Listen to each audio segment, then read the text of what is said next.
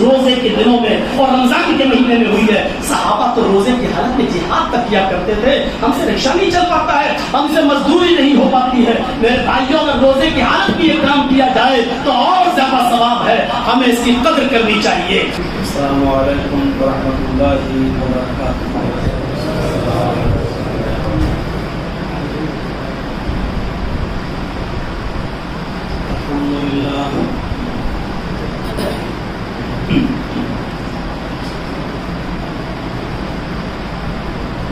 الحمد لله نحمده ونستعينه ونستغفره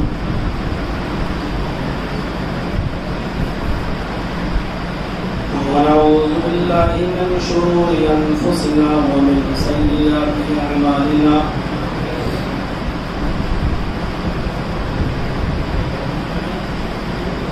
من يهده الله فلا مضل له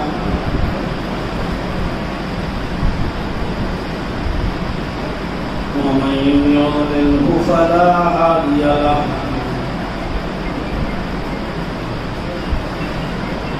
وأشهد أن لا إله إلا الله وحده لا شريك له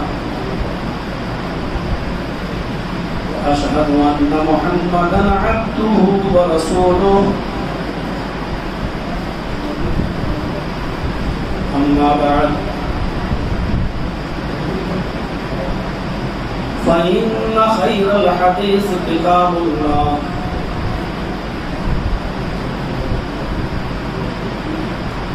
وخير الهدي هدي محمد صلى الله عليه وسلم وشر الأمور محدثاتها وكل محدثة بدعة وكل بدعة ضلالة وكل ضلالة في النار.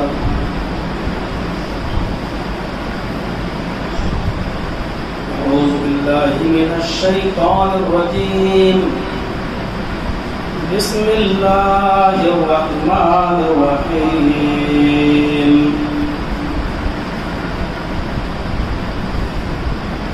شهر رمضان الذي أنزل فيه القرآن هدى للناس وبينات من الهدى والفرقان.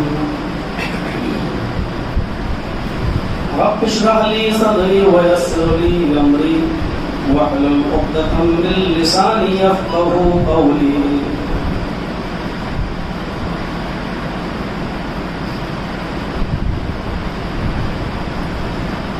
فضيلة الشيخ حافظ عتیق الرحمن حفظہ اللہ, امیر صوبائی جمعیت اہل حدیث مشرقی یوبی,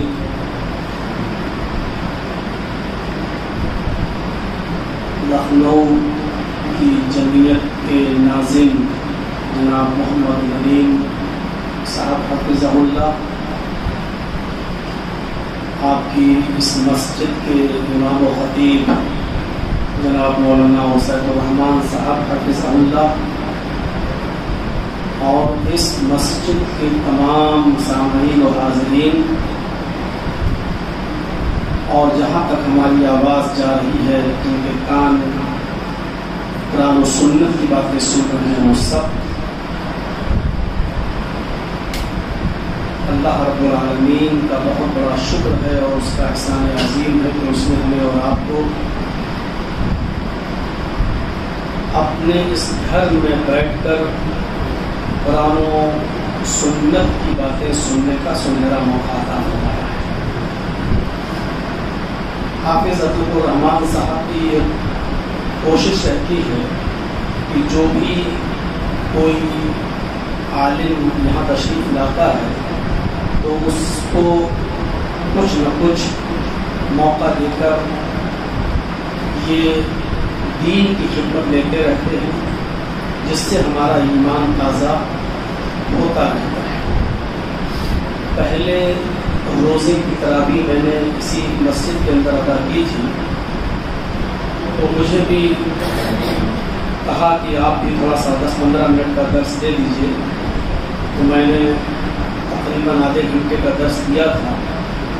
اور رمضان رمضان کے تعلق سے کچھ باتیں آپ کے سامنے پیش ہوئی تھی. میں جانتا ہوں کہ وہ سارے لوگ یہاں نہیں ہوں گے، کچھ لوگ اب دور دراز سے آئے ہوں گے. آج کا یہ پروگرام جو عصر کے بعد یہاں رکھا گیا ہے وہ اسی مقصد سے رکھا گیا ہے کہ تھوڑا سا تفصیلی بیان ہو. اللہ رب العالمین ہمارے بولنے کو قبول فرمائے، آپ کے سننے کو قبول فرمائے. بولنے سے زیادہ اور سننے سے زیادہ ہمیں اس پر عمل کرنے کی توفیق عطا فرمائے. میں نے قرآن کریم کی جو آیت کریمہ کی تلاوت کی ہے، اس آیت کریمہ کے اندر رمضان کا لفظ بھی موجود ہے اور قرآن کا لفظ بھی موجود ہے. ہم اور آپ یہ جانتے ہیں کہ رمضان یہ سب سے زیادہ بابرکت اور سب سے زیادہ مقدس مہینہ ہے، لیکن ہمیں یہ بھی جان لینا چاہیے کہ سب سے زیادہ بابرکت اور سب سے زیادہ مقدس یہ مہینہ ہے کیوں، اس کی وجہ کیا ہے، اس کا سبب کیا ہے. قرآن کریم میں جو آیت میں نے خطبہ مسنونہ کے بعد تلاوت کی ہے، اس کے اندر وہی ریزن بتایا ہے اس مہینے کی افضلیت کا، اس مہینے کے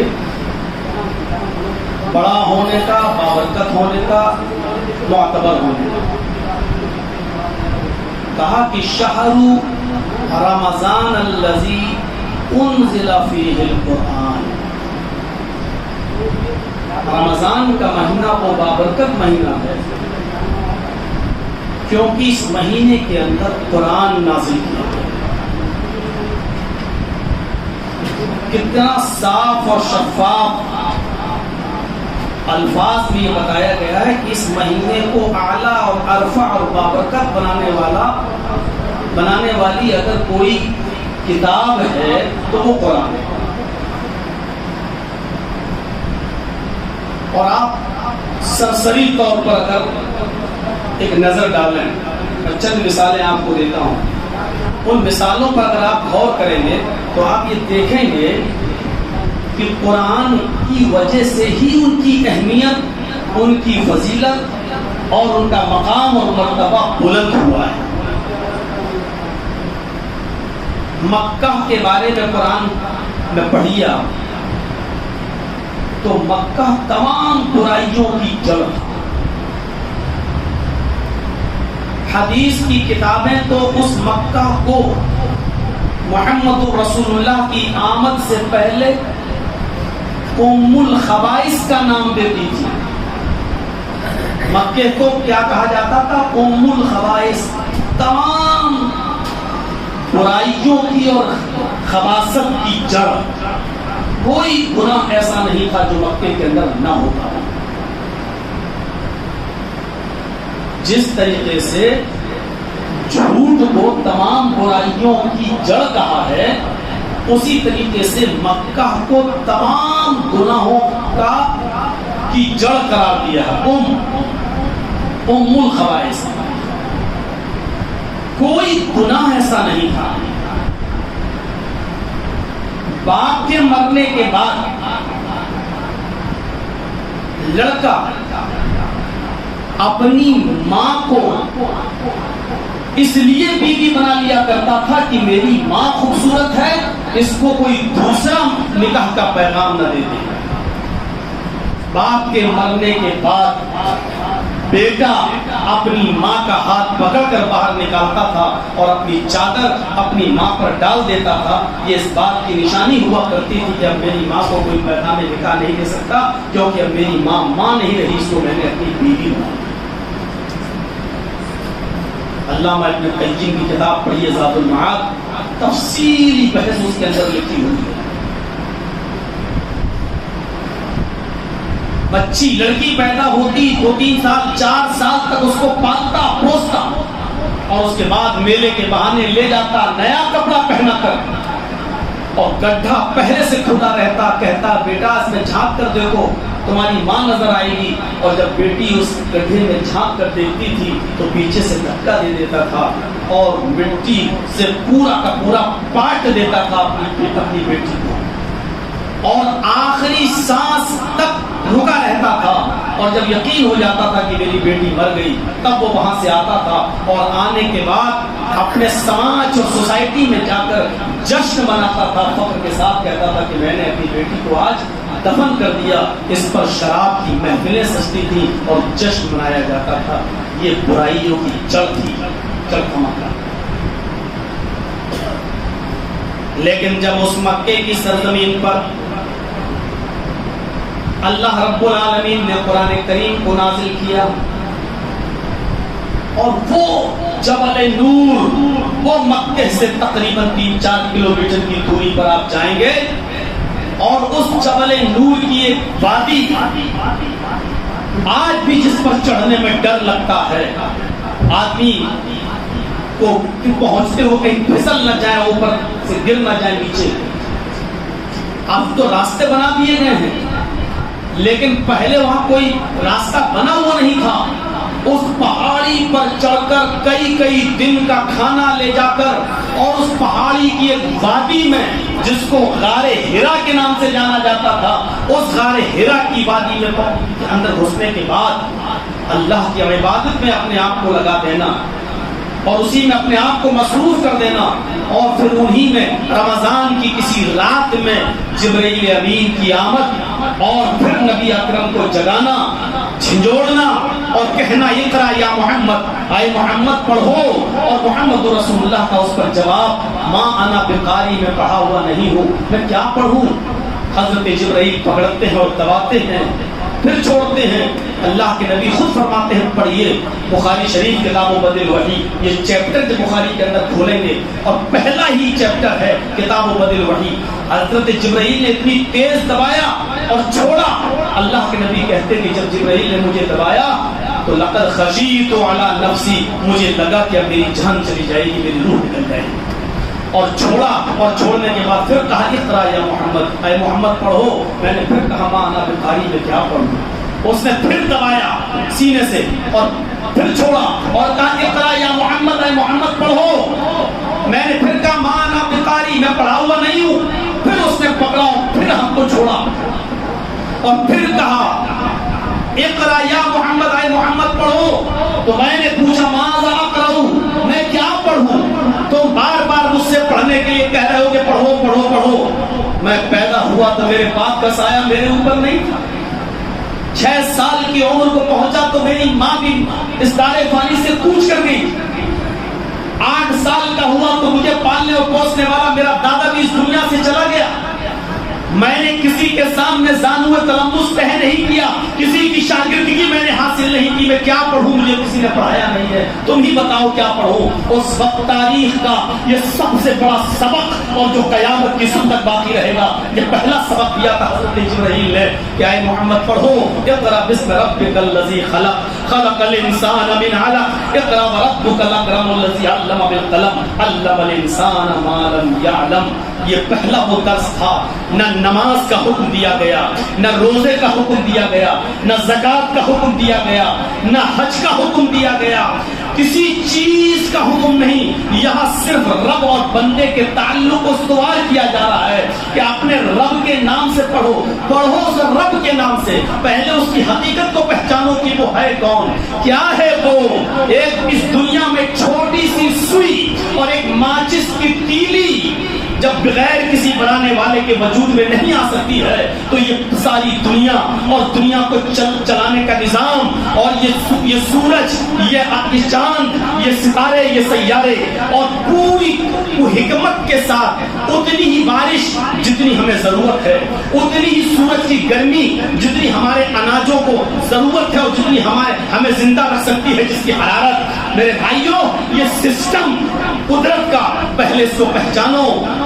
چونکہ یہ بات عرب کا ہر آدمی غور کر سکتا تھا, اس کے ذہن میں آ سکتی تھی. وہ بھیڑ اور بکریوں کے چرانے والے اس بات کو جانتے تھے کہ ایک چھوٹی سی سوئی بھی جب بغیر کسی بنانے والے کے وجود میں نہیں آ سکتی تو اتنی بڑی کائنات بغیر کسی بنانے والے کے کیسے وجود میں آ سکتی ہے.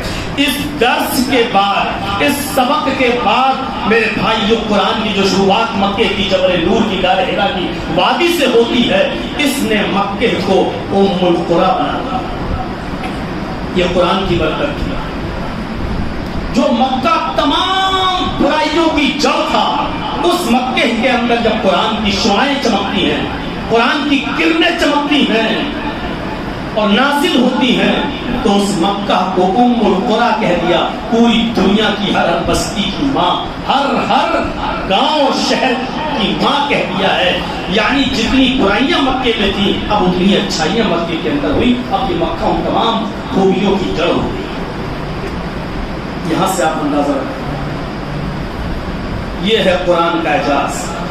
یہ کوئی معمولی کتاب نہیں ہے، اور یہ ایک رسم ادا نہیں ہو رہی ہے کہ حافظ صاحب آئے اور ایک پارہ قرآن کا روز پڑھ کے سنا رہے اور تراویح، اور آپ جو ہے رمضان کے بعد پھر اس قرآن کو چھوڑ دیں۔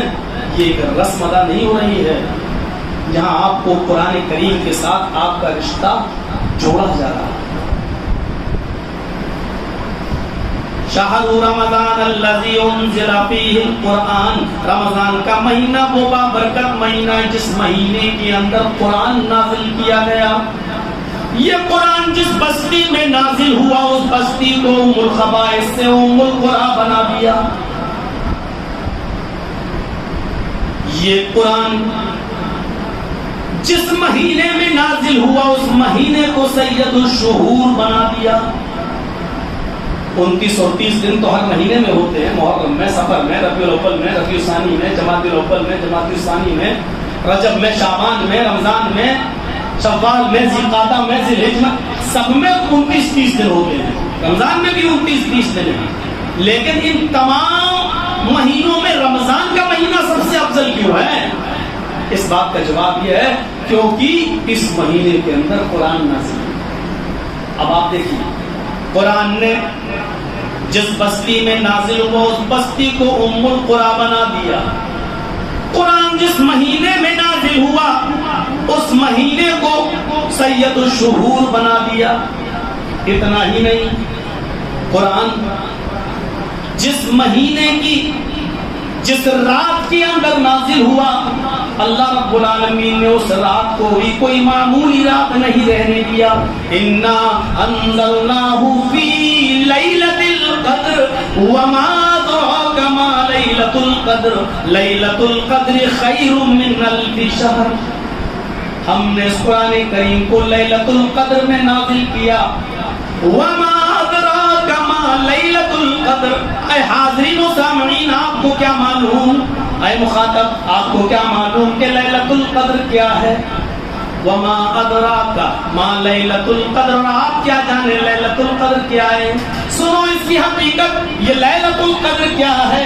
اللہ کہہ رہا ہے لیلۃ القدر خیر من الف شہر۔ اس لیلۃ القدر کا جاگنا، اس رات کی عبادت کرنا اللہ کے نزدیک 1000 مہینوں کی عبادت سے زیادہ بہتر ہے۔ خیر اس میں تفصیل کا صیغہ استعمال ہوا، 1000 مہینوں کی عبادت کے برابر نہیں ہے، 1000 مہینوں کی عبادت سے بھی زیادہ بہتر ہے، لیکن اس کو آپ کو ڈھونڈنا پڑے گا، تلاش کرنا پڑے گا۔ اتنی آسانی کے ساتھ نہیں ہے کہ بتا دیا کہ 21ویں رات جاگو اور جاگ لو، ایک رات تو کوئی بھی جاگ لے گا، نہیں، آخری عشرے کی طاق راتوں میں تلاش کرو، 21، 23، 25، 27، 29، ان میں سے کوئی ایک ہے، ان میں سے کوئی ایک ہے۔ اور ان سب چیزوں پہ مت رہیے گا، اس رات کی ایک علامت ہے، تھوڑی برودت رہے گی، نمی رہے گی، ہلکی ہلکی بارش ہوگی۔ اب رمضان کے برسات کے مہینے میں 5 راتوں میں اگر ہلکی ہلکی بارش ہو تو آپ کیا کریں گے؟ اور رمضان کے مہینے میں مان لیجیے برسات کے مہینے میں رمضان آ جائے تو پھر آپ کیسے پہچانیں گے؟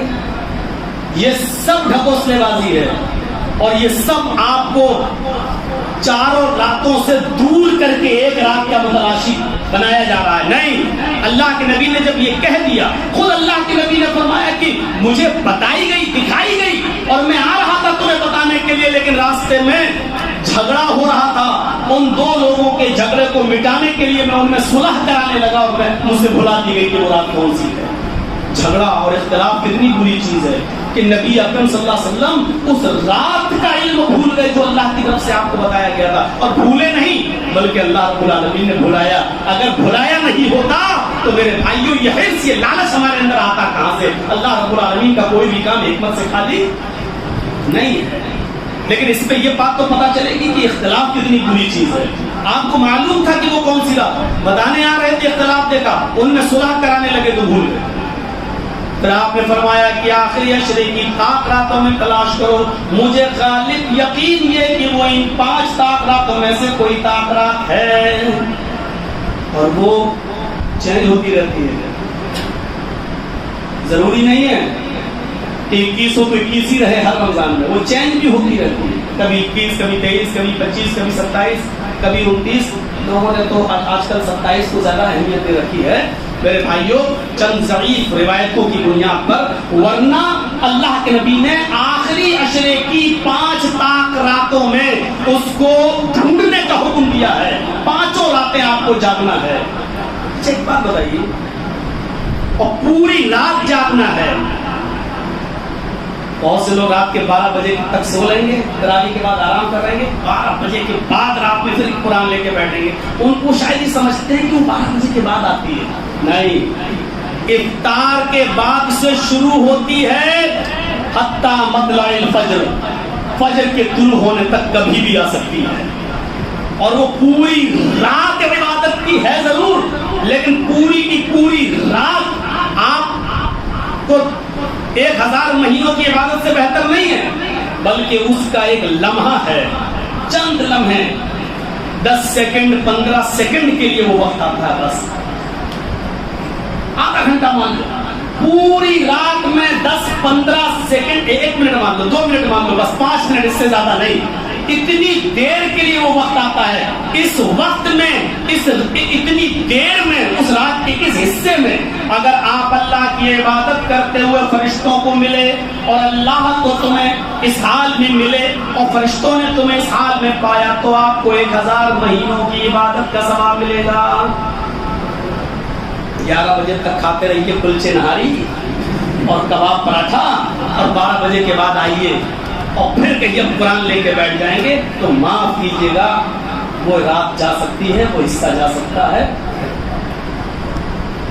میں تو کل اپنے ساتھیوں کے ساتھ گیا تھا طرف چوک کی طرف، یار کیا ہنگامہ مسلمانوں کا، یہ ہنگامہ دیکھ کر تو میں نے کہا تھا کہ اگر چیف منسٹر صاحب یہاں سے گزر جائیں تو وہ دیکھ کر کہیں گے کہ مسلمان پریشان ہے ہی نہیں، تو وہ کھا رہا پی رہا ہے، کون کہتا ہے کہ مسلمان پریشان ہے؟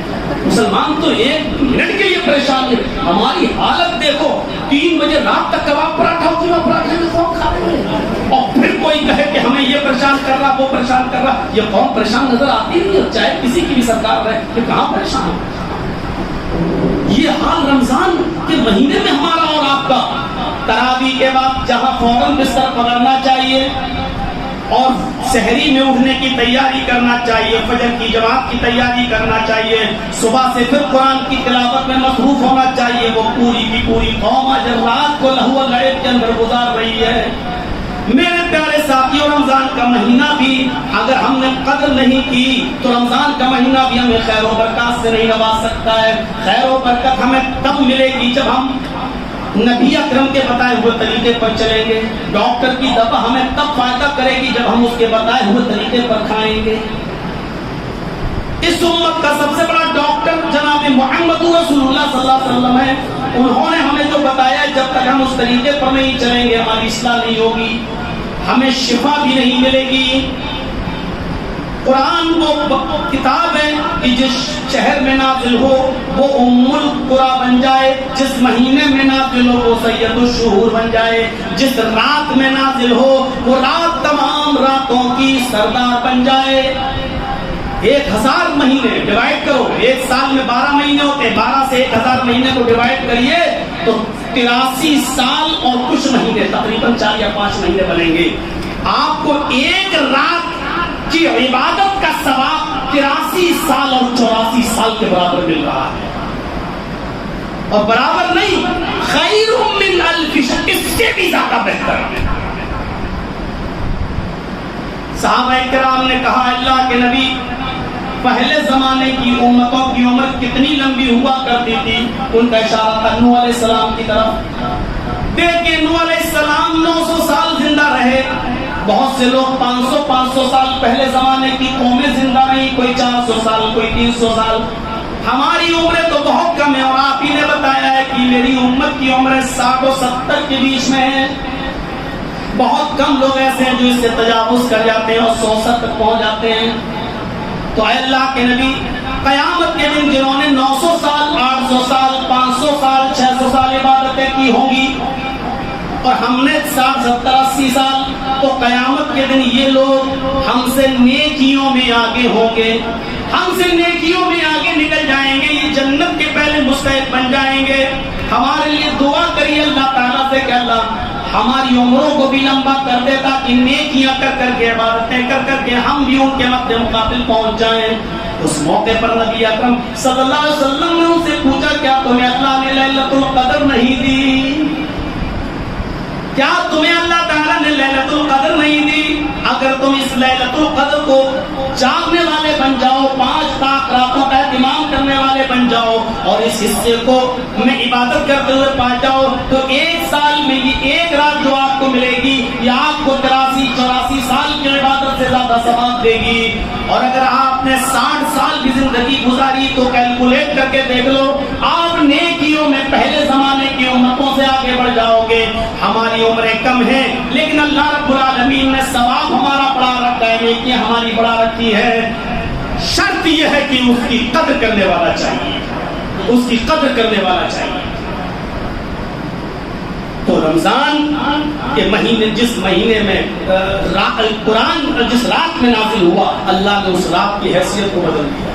آئیے ایک اور چیز دیکھ رہے ہیں،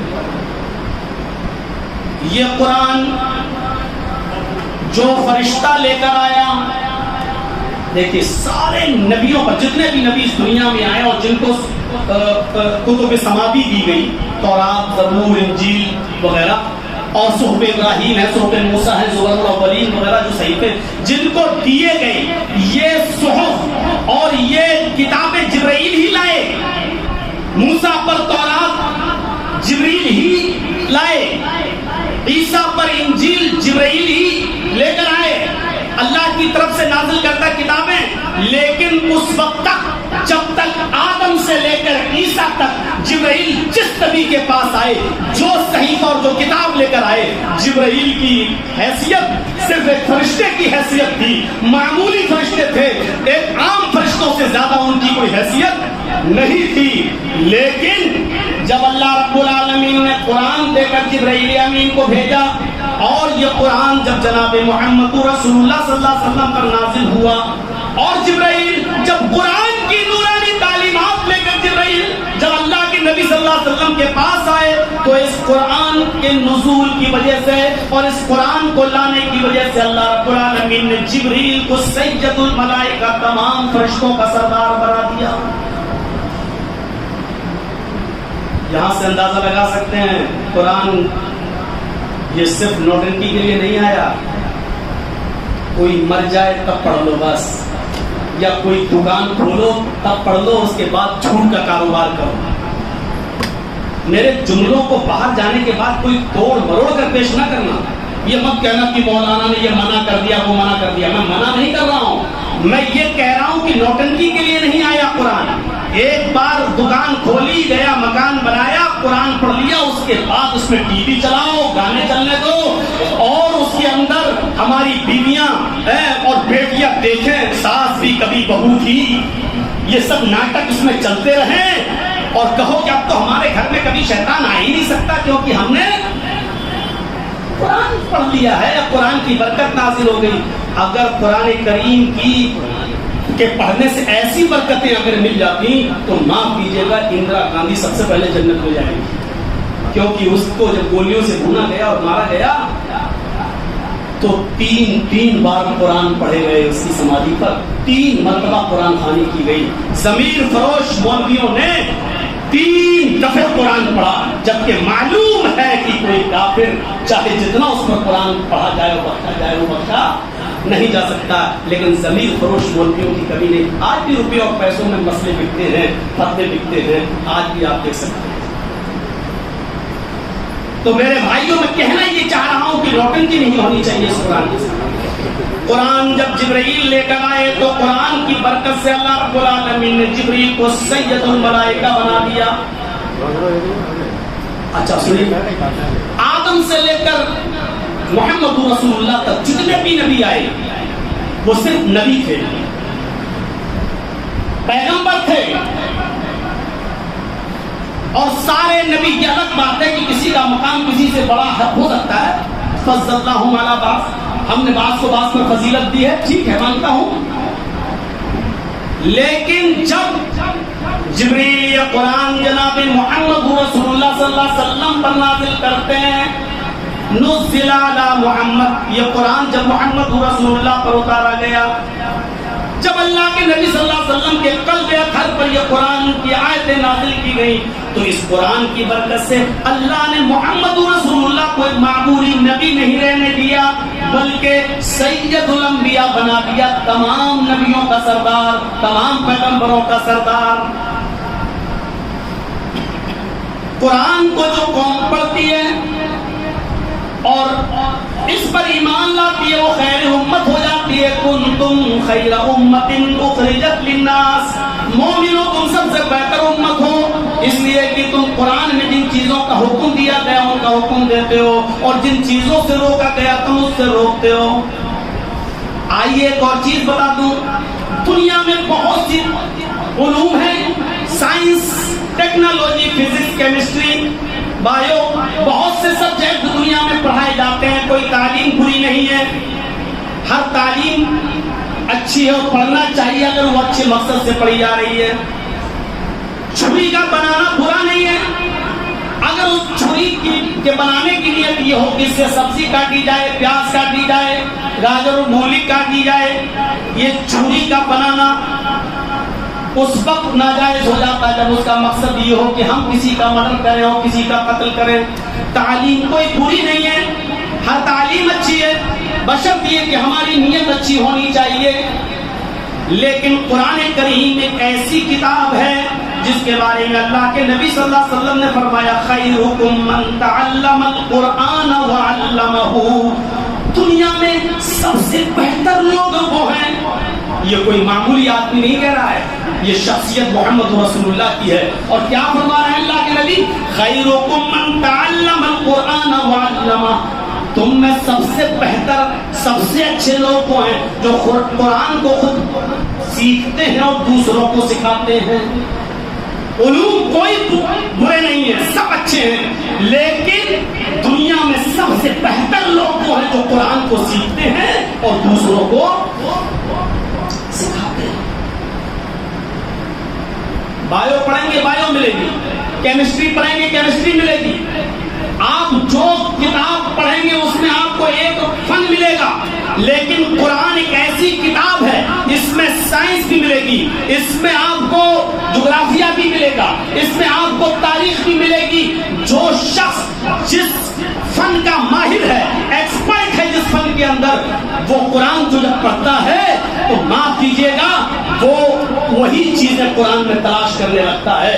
ایک عیسائی کرسچن پادری نے کتاب لکھی ہے اسلام، قرآن، بائبل اور سائنس. قرآن، بائبل اور سائنس، اس کو لکھنے والا ایک عیسائی پادری ہے جس نے یہ کتاب لکھی ہے. بہت بڑا سائنٹسٹ تھا، اس نے ثابت کیا ہے آج کی موجودہ سائنس اور دنیاوی سائنس کو کہ جب موازنہ کیا ہے اور قرآن کو رکھا ہے تو اس نے کہا کہ قرآن ایک سائنٹیفک بک ہے، قرآن ایک سائنٹیفک کتاب ہے. بھوپال کے ڈاکٹر شیو شکتی سروپ جو MBBS MS سرجن ہیں، بہت بڑے ڈاکٹر ہیں، انہوں نے قرآن کریم کو جب پڑھا اور جب انہوں نے انگلش میں ٹرانسلیٹ پڑھا، وَلَقَدْ خَلَقْنَا الْإِنسَانَ مِنْ سُلَالَةٍ مِّن طِينٍ، یہاں سے جب انہوں نے پڑھنا شروع کیا کہ ہم نے انسان کو کھنکتے ہوئے پانی سے پیدا کیا، مٹی کے سس سے، اس کے ایسنس سے، اس کے نچوڑ سے پیدا کیا، پھر ہم نے نطفے کو مضغہ بنایا، علقہ بنایا، مضغہ بنایا، ہڈیاں بنایا، پھر گوشت میں ہڈیوں کو پہنایا. یہ ساری چیزوں کو انہوں نے پڑھنے کے بعد کہنے لگے کہ یہ قرآن دنیا میں کسی انسان کی لکھی ہوئی کتاب ہو ہی نہیں سکتی ہے، کیونکہ یہ الٹرا ساؤنڈ آج ہمیں بتلا رہا ہے جس کی ایجاد 50 سال 100 سال سے زیادہ کی نہیں ہے، یہ جو بتاتا ہے کہ پہلے ماں کے پیٹ میں جو رحم میں پانی کا قطرہ جاتا ہے اس کے بعد وہ کیا بنتا ہے، پھر کیا بنتا ہے، پھر کیا بنتا ہے، اس ترتیب کے ساتھ اگر کسی نے بتایا تو وہ قرآن بتا رہا ہے۔ اور قرآن 1400 سال پہلے نازل کی ہوئی کتاب ہے۔ محمد رسول اللہ کسی یونیورسٹی میں پڑھے نہیں تھے، کسی کالج میں پڑھے نہیں تھے، وہ تو الف با تا بھی کہیں نہیں پڑھنے گئے تھے، اے بی سی ڈی بھی ان کو کسی نے نہیں پڑھایا۔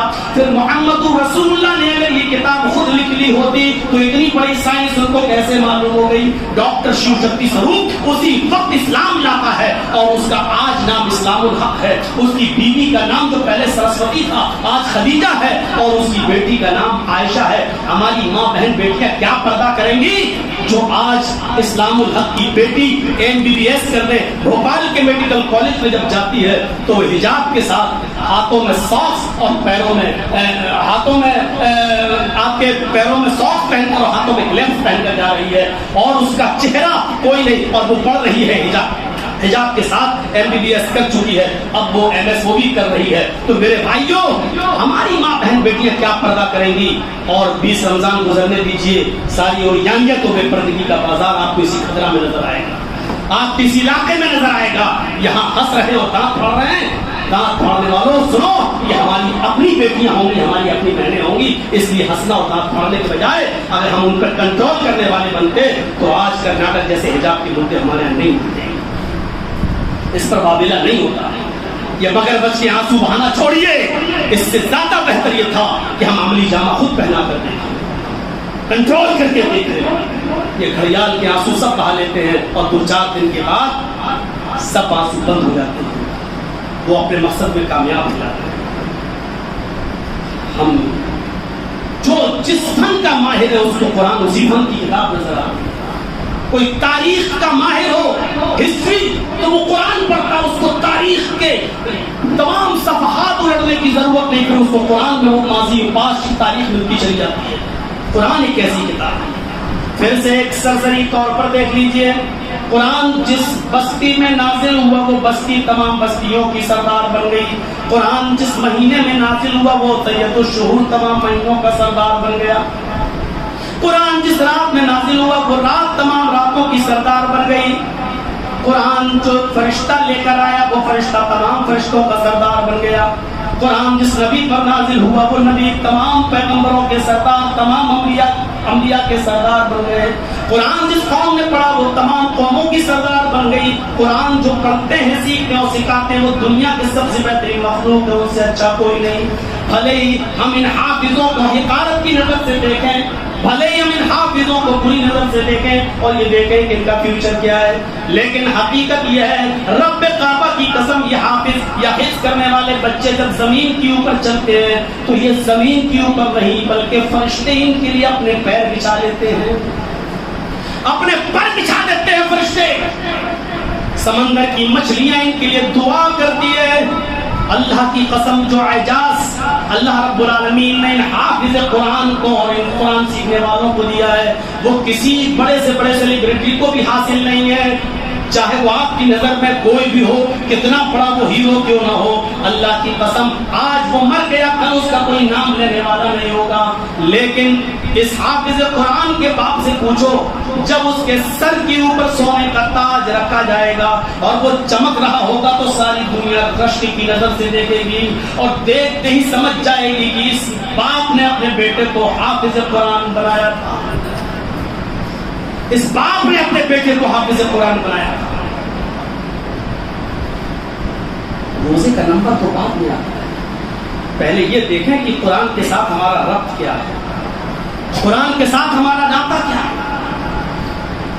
حضرت عمر فاروق رضی اللہ تعالیٰ عنہ کی مجلس شورا جب بیٹھا کرتی تھی اور آپ جب مشورہ کیا کرتے تھے تو حضرت عبداللہ ابن عباس جن کی عمر بہت کم تھی، 7-8 سال کی عمر تھی، وہ ان کی مجلس میں بیٹھا کرتے تھے۔ بڑے بڑے صحابہ نے اعتراض کیا، امیر المومنین آپ کی مجلس میں یہ کیسے آتے ہیں، یہ ان کو آپ کیوں بٹھاتے ہیں؟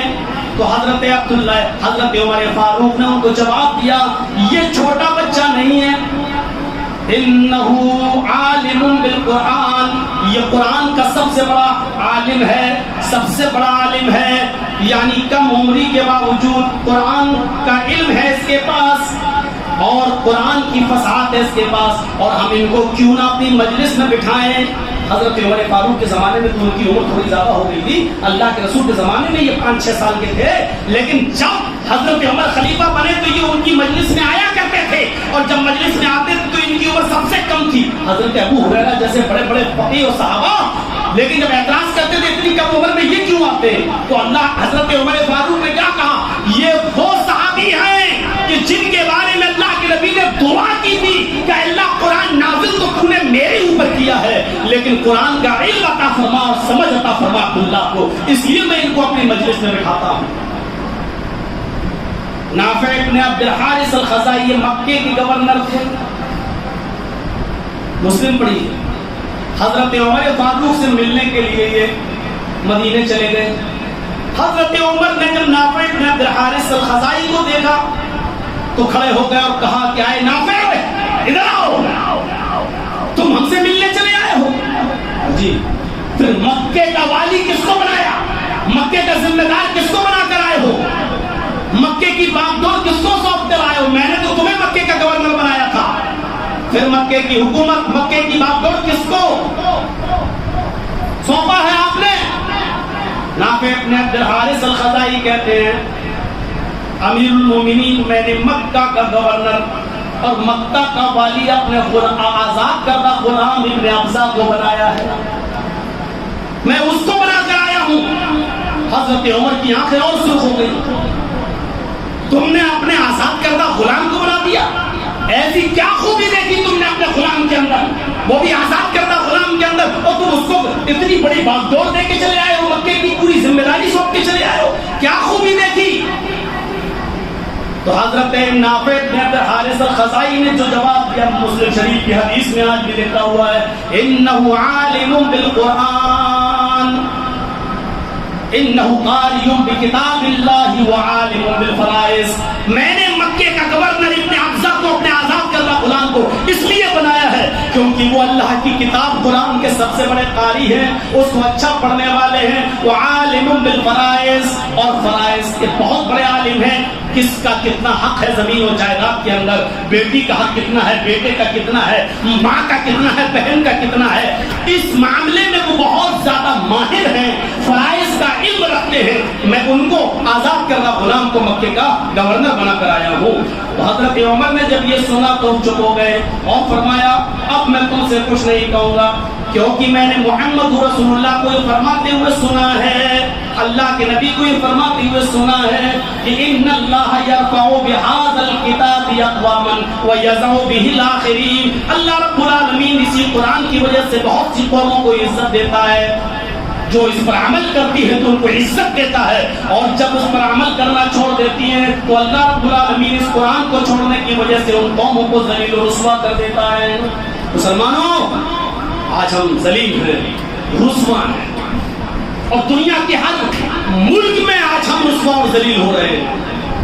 کہیں ہمیں چین و سکون کی 2 سانسیں لینا نصیب نہیں ہو پا رہی ہیں، چاہے وہ فلسطین کا مسئلہ ہو، چاہے وہ سیریا کا مسئلہ ہو، چاہے وہ عراق اور ایران کا مسئلہ ہو، چاہے وہ مصر کا مسئلہ ہو، کہیں بھی آپ چلے جائیے، کہیں پر بھی مسلمان چین و سکون کی 2 ٹھنڈی سانسیں نہیں لے پا رہا ہے۔ کیوں؟ ریزن تلاش کرو، وَيَضَعُ بِهِ الْآخِرِينَ۔ کہیں ایسا تو نہیں کہ اس قرآن کریم پر ہم نے عمل کرنا چھوڑ دیا ہے، اس کی تعلیمات سے ہم دستبردار ہو گئے ہیں، رسمی محبت ہمیں رہ گئی ہے، لیکن عملی محبت سے ہم کو سو دور ہوتے چلے گئے۔ یہ قرآن آج بھی وہی ہے جو 1400 سال پہلے تھا، اور آج بھی وہی اعلان کر رہا ہے، وَإِن كُنتُمْ فِي رَيْبٍ مِّمَّا نَزَّلْنَا عَلَىٰ عَبْدِنَا فَأْتُوا بِسُورَةٍ مِّن مِّثْلِهِ۔ اگر تمہیں اس قرآن کے بارے میں ذرہ برابر بھی شک ہے، سرسوں کے دانے کے برابر بھی اگر شک ہے کہ یہ محمد اور اس کے ساتھیوں نے بنا لیا وَإِن كُنتُمْ فِي رَيْبٍ مِّمَّا نَزَّلْنَا عَلَىٰ عَبْدِنَا جو ہم نے اپنے بندے محمد رسول اللہ صلی اللہ علیہ وسلم پر اتارا ہے، اگر تمہیں اس کے بارے میں ذرہ برابر کی شک ہے فَأْتُوا بِسُورَةٍ مِّن مِّثْلِهِ تو ایک سورت ہی بنا لاؤ اس کی طرح۔ اور آپ تعجب کریں گے اللہ نے یہ نہیں کہا کہ بڑی سورت لاؤ 2.5 پارے کی سورہ بقرہ کی طرح، اتنی لمبی سورت نہیں، چھٹی کا دودھ یاد آ جائے گا، نہیں، بسورت اہل علم جانتے ہیں نکرہ استعمال ہوا ہے، قرآن کی سب سے چھوٹی سورت ہی کی طرح کوئی لیا۔ قرآن کی سب سے چھوٹی سورت کون سی ہے؟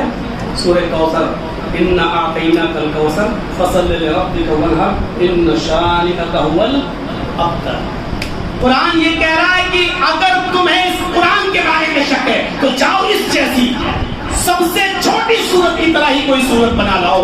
1400 سال سے زیادہ کا عرصہ گزر چکا ہے، اب تک اس چیلنج کو کسی نے قبول نہیں کیا، جبکہ مصر میں آج بھی یہود و نصارہ عربی بولنے والے ہیں، عراق میں آج بھی مجوسی اور یہودی عربی بولتے ہیں، ملک شام میں عیسائی آج بھی عربی بولنے والے ہیں، بلکہ المصباح کو چھوڑ دیجئے تو المنجد جیسی ڈکشنری، المنجد جیسی لغت بھی کسی مسلمان نے نہیں بلکہ کسی عیسائی اور یہودی عالم ہی کی لکھی ہوئی ہے کتاب، جو آج اپنی مدرسوں میں ہم جیسے لوگ ان کو دیکھ کر مسئلے حل کرتے ہیں، یہ لکھنے والے بھی یہودی اور عیسائی لوگ ہیں۔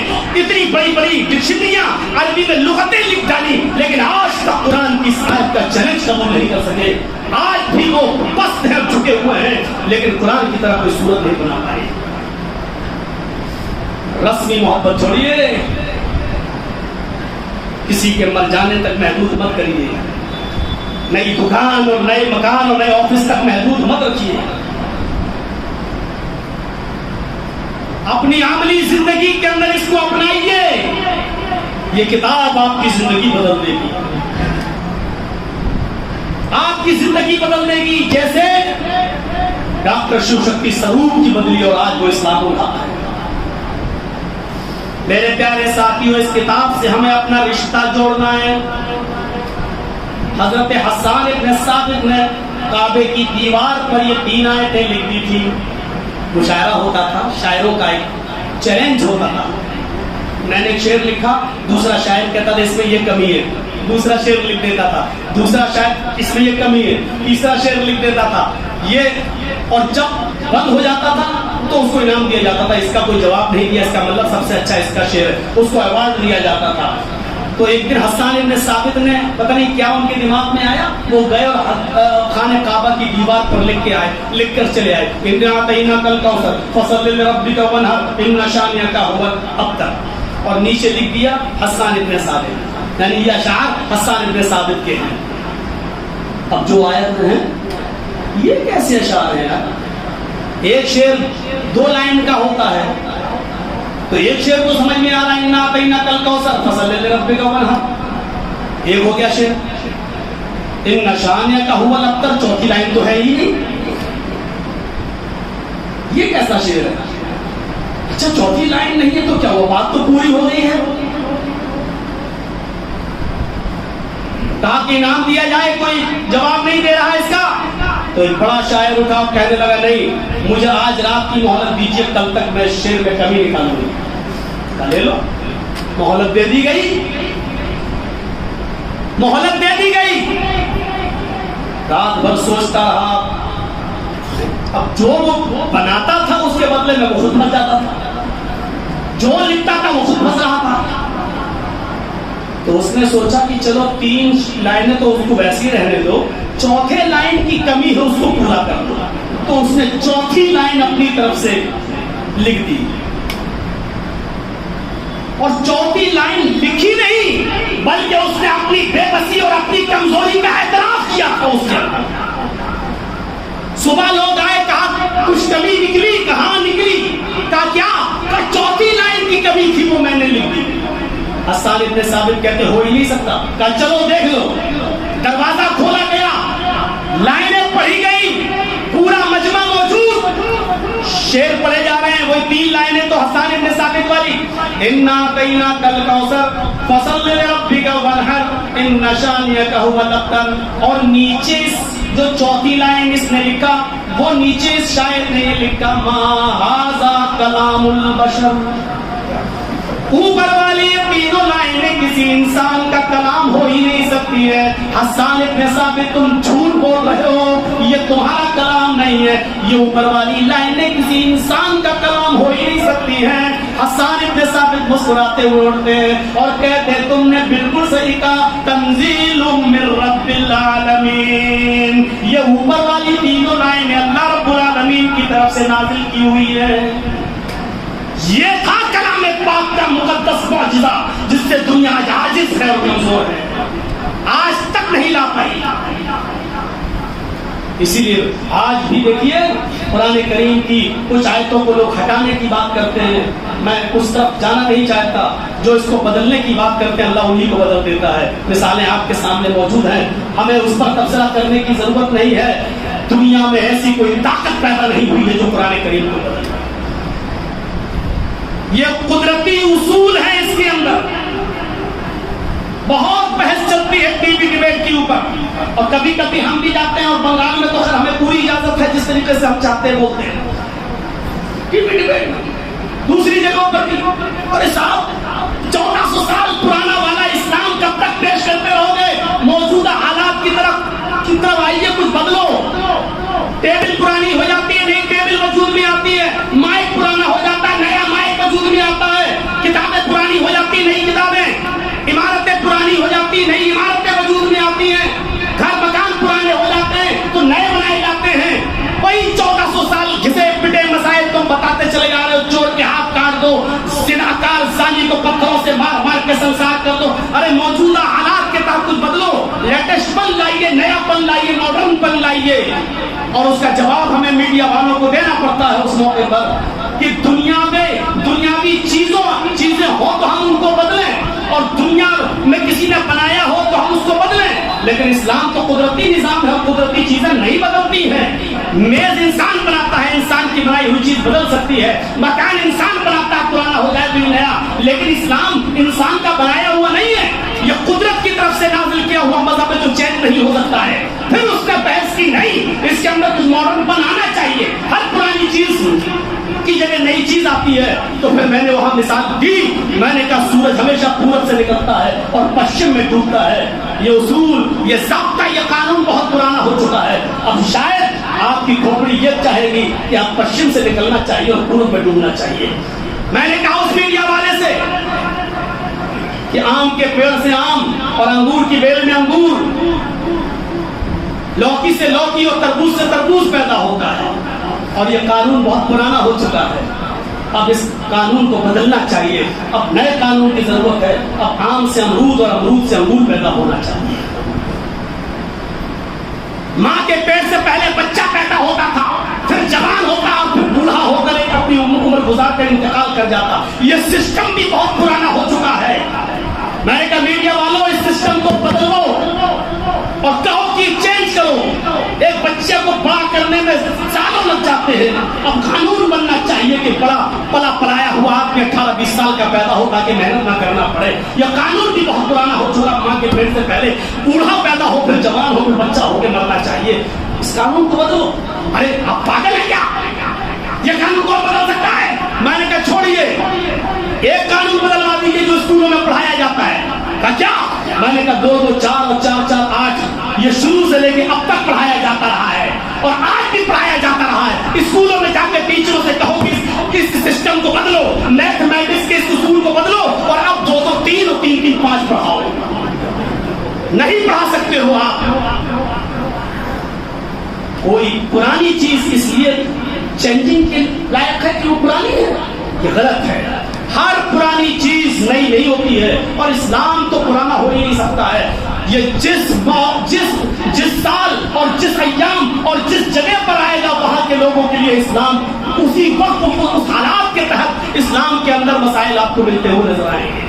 میرے پیارے ساتھیوں، اسلام سائنس کا کبھی مخالف نہیں رہا ہے. یہ جس طریقے سے زمین پر نماز پڑھنے کی آپ کو اجازت دیتا ہے، اسی طریقے سے ہوائی جہاز پر اگر آپ سفر کر رہے ہیں اور سیٹ پر بیٹھے ہیں، قبلے کا رخ آپ کو پتہ نہیں ہے، تو یہ اسلام آپ کو اس بات کی بھی اجازت دیتا ہے کہ آپ ہوائی جہاز میں فضاؤں میں بھی آپ نماز نہ چھوڑیں اور کرسی پر بیٹھے بیٹھے نماز پڑھ لیں. اسلام سائنس کا مخالف نہیں ہے، اسلام سائنسی اصول کا بھی مخالف نہیں ہے.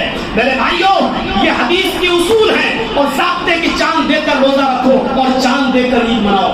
میں مانتا ہوں اس بات کو، لیکن انسان ترقی کر رہا ہے اور ایک دن ترقی کرتے کرتے ہی چاند پر کمن ڈالے گا اور چاند پر رہے گا. چاند پر بھی ہمارے مکان بنیں گے.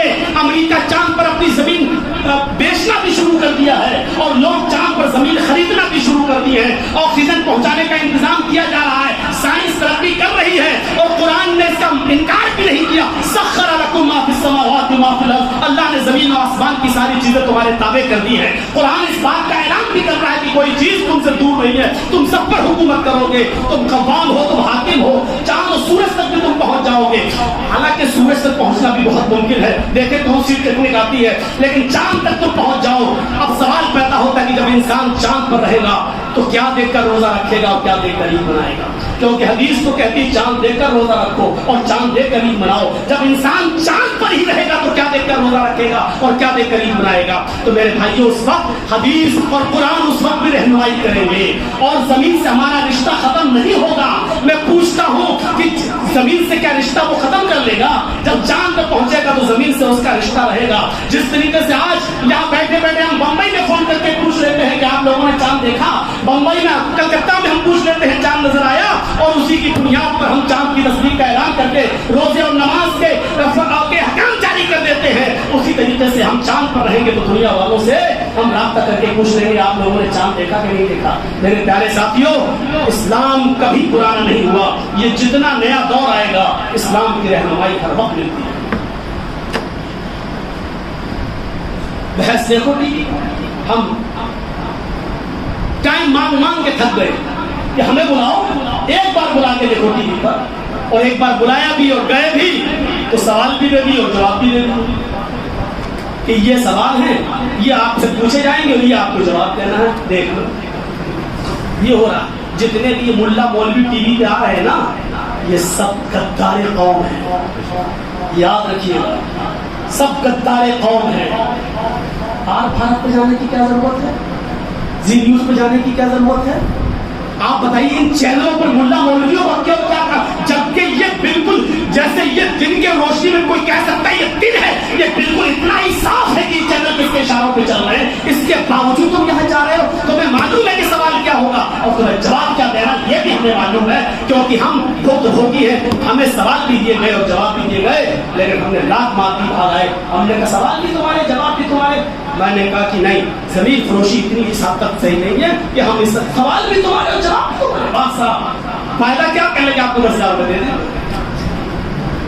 یہ بکنے والی قوم ہے. میرے بھائیوں، حفاظت کرو. تو یہ ہے قرآن کی ہے.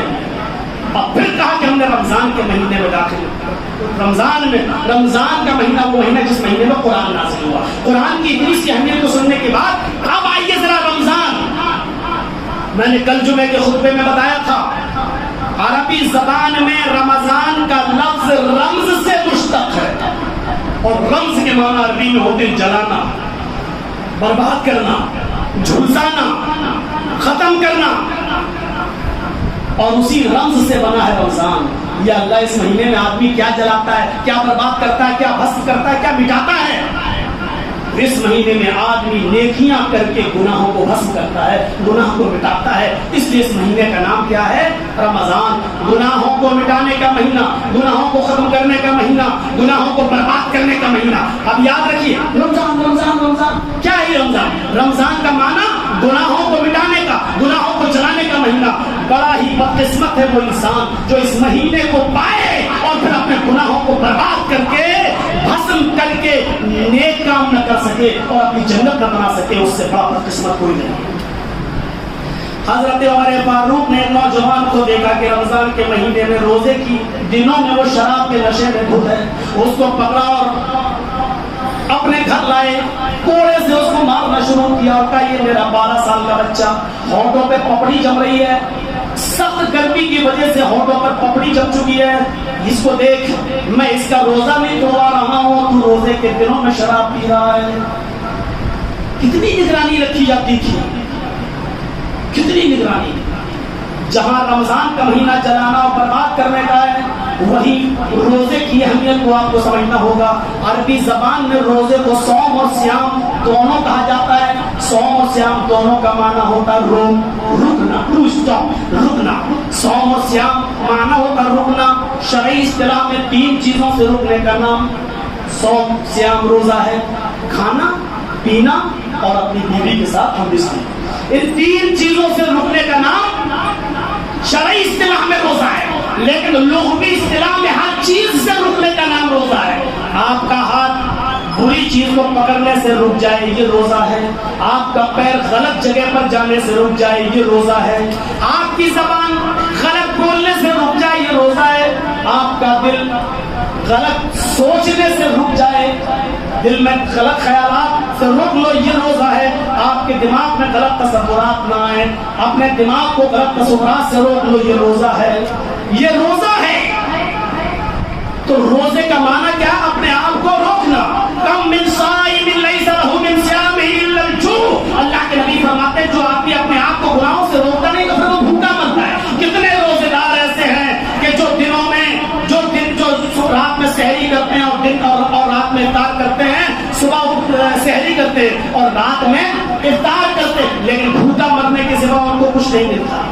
वो कम मिन काइमिन लैसा लहू मिन क़ियामिही इल्ला सअह। और कितने तहज्जुद गुजार ऐसे हैं, क़याम करने वाले, क़यामुल लैल और तरावी करने वाले, जो रात भर जागते हैं लेकिन उनको आंखें खोलने के सिवा कुछ नहीं मिलता।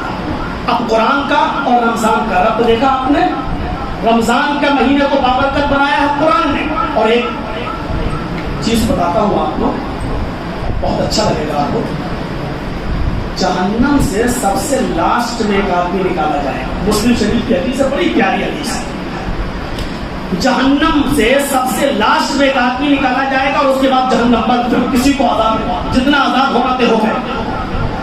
लेकिन ये आदमी कितना गुनाहगार होगा, एक तसव्वुर कीजिए, कितना गुनाहगार होगा जो सबसे लास्ट में निकाला गया।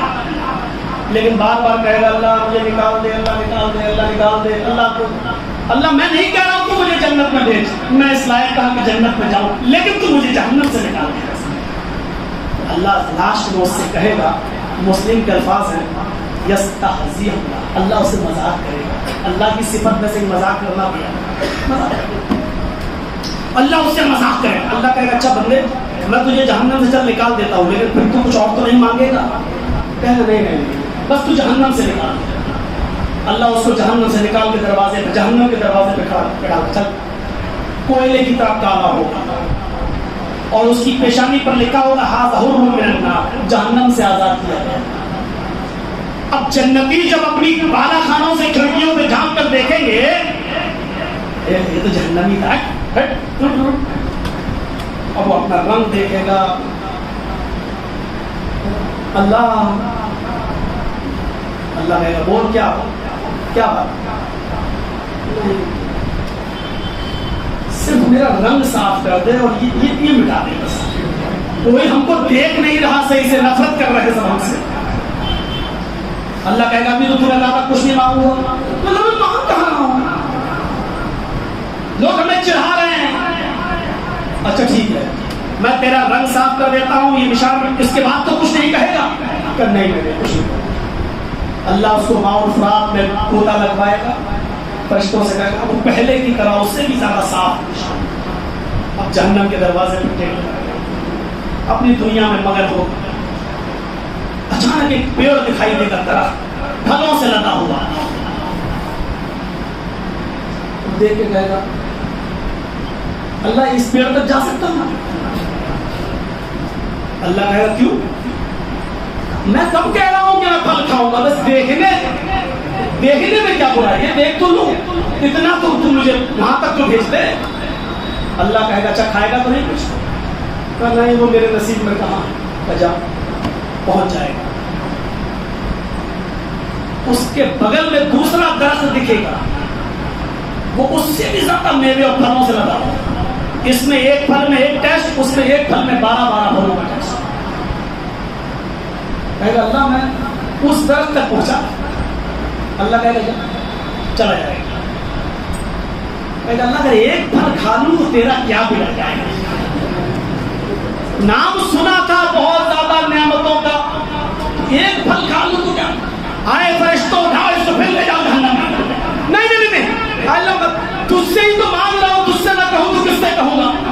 اللہ تیرے عزت و جلال کی قسم ایک پھل کھاؤں گا، اس کے بعد کچھ نہیں مانگا. اللہ کہے گا اچھا پکا وعدہ؟ کہاں پکا وعدہ؟ کہا ہے فرشتوں ایک پھل دے. درخت کی جڑ سے ٹیک لگا کے ایسے کھا رہا ہوگا کہ اس کو جنت کا دروازہ نظر آئے. دروازہ دیکھ کر کہے گا اللہ دنیا و مافیہا، دنیا اور دنیا کی ساری چیزیں اس دروازے سے اپنے آگے ہیچ ہیں. کہے گا اللہ آدھا پھل رہ گیا ہے، کیا میں جنت کے دروازے سے ٹیک لگا کے کھا لوں؟ اللہ کہے گا انگلی پکڑ کے پورا کپڑا پکڑ رہا ہے، دھیرے دھیرے جنت میں جانے کی پلاننگ کر رہا ہے.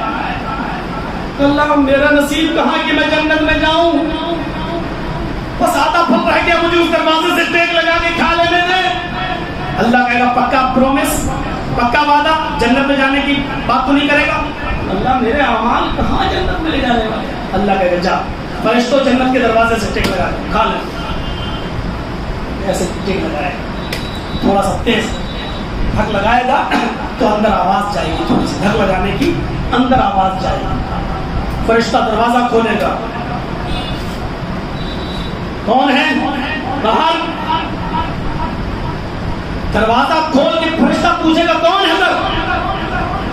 ابھی پیچھے مڑ کے جو دیکھے گا تو فرشتے کو تو نہیں، جنت کی نعمتیں اس کو نظر آئیں گی. یہ دودھ کی نہر، وہ شہد کی نہر، وہ حور گزر گئی.